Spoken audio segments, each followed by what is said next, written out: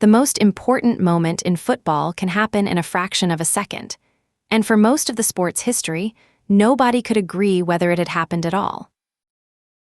In medieval England, football was barely a sport. Villages played each other across open fields, and scoring meant driving a pig's bladder through a gate or past a pair of stones. These games had hundreds of players, no referees, and goals that were sometimes miles apart. The line between sport and riot was thin and frequently crossed. By the early 1800s, England's elite boarding schools had each invented their own version of football, and each had its own idea of what a goal looked like. At some schools, you scored by kicking the ball between two posts. At others, you carried it over a line.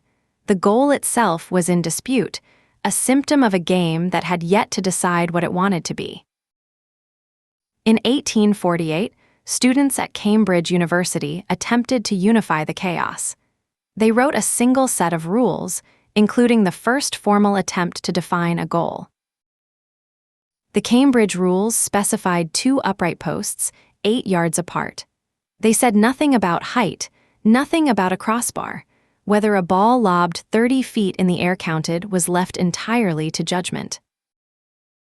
In 1857, Nathaniel Cressick and William Prest founded Sheffield FC, widely recognized as the oldest football club in the world still in existence. They wrote their own rules, too. The Sheffield rules strung a piece of tape horizontally between the 2 posts at a fixed height. It was a simple, low-cost fix to the height problem. Whether the ball passed below the tape was now, at least in theory, answerable. In October 1863, representatives of London clubs met at the Freemasons' Tavern and formed the Football Association. They wrote the laws of the game, football's first truly national rulebook. Those first FA laws set a goal at 8 yards wide, with a tape strung between the posts to mark the upper limit. Both dimensions have barely changed in the century and a half since. The tape, however, would not last. The problem with tape was physical. Wind moved it. Rain stretched it. Players grabbed it. In disputed moments, everyone at the ground had a different opinion about where the ball had been relative to a length of wet string. Matches were stopped by arguments that the tape could not resolve. Referees, when they existed at all, were left making calls with no reliable reference point. Something more solid was clearly needed. The Sheffield Football Association had quietly moved to a rigid crossbar before the national body did. Once again, the North was ahead of London on what a goal should actually look like. In 1875, the Football Association officially replaced the tape with a solid crossbar, a wooden bar connecting the 2 posts, 8 feet off the ground. The goal, at last, had its third side. But goals still had a problem. When the ball flew between the posts, it kept going, rolling into the crowd or disappearing into dispute. Was it in? Was it a deflection? Nobody agreed. In 1890, John Brodie, the city engineer of Liverpool, filed a patent for a goal net. Brodie spent his career designing civic infrastructure. He applied the same engineering instinct to a football problem. In January 1891, nets were used for the first time in an official FA Cup match. The ball hit the net. It billowed.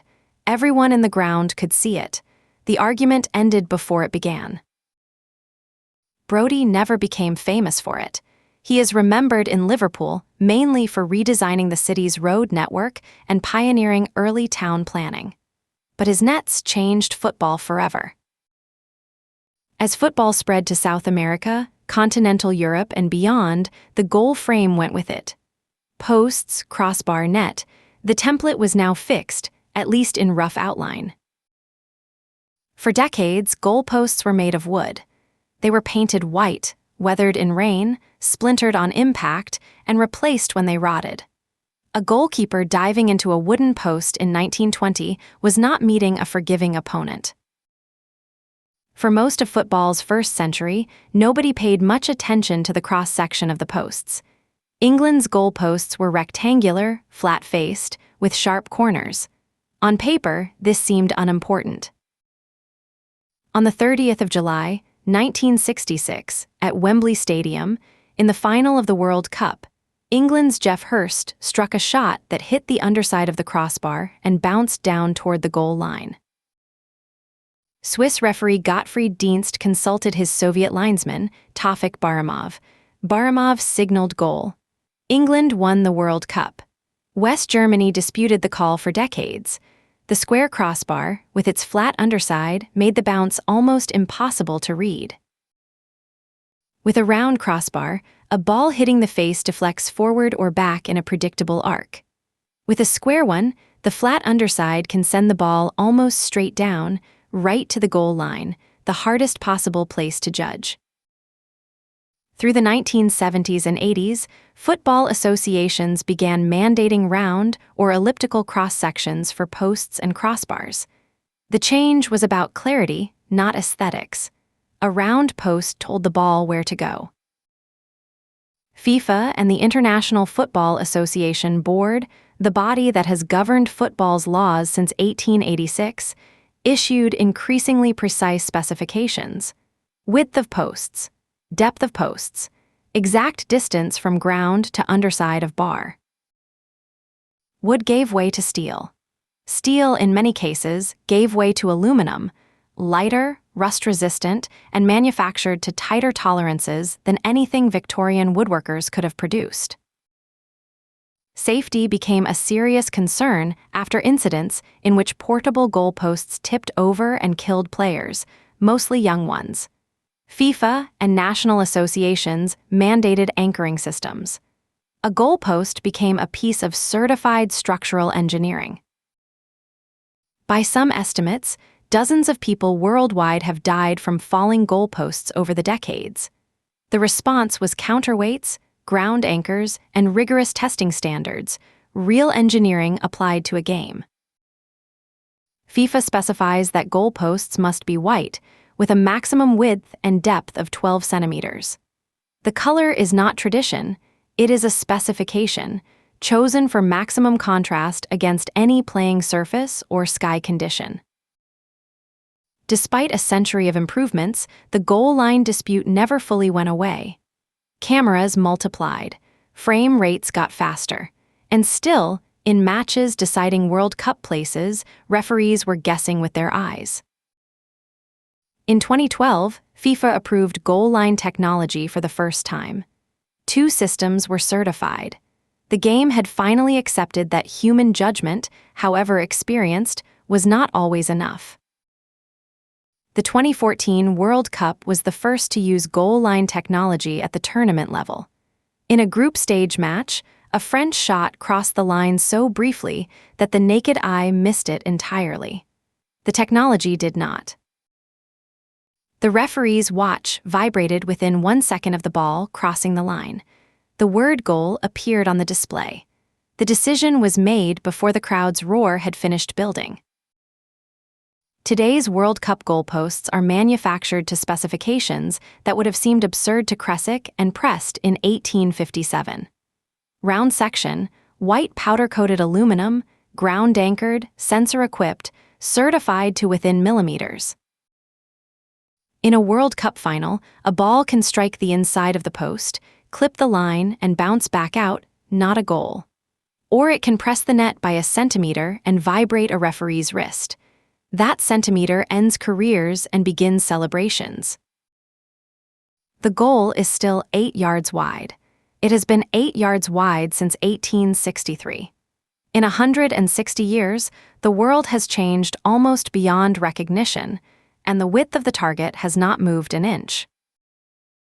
What started as 2 stones, then 2 posts, then 2 posts and a tape, then a crossbar, then a net, is now a precision-engineered aluminum frame monitored by high-speed cameras and electromagnetic tracking fields. The goalpost has no allegiances. It does not care which team scores. It bounced Hurst's shot in 1966 and sparked a debate that ran for 60 years. It is merely steel and geometry, and yet almost nothing in sport matters more.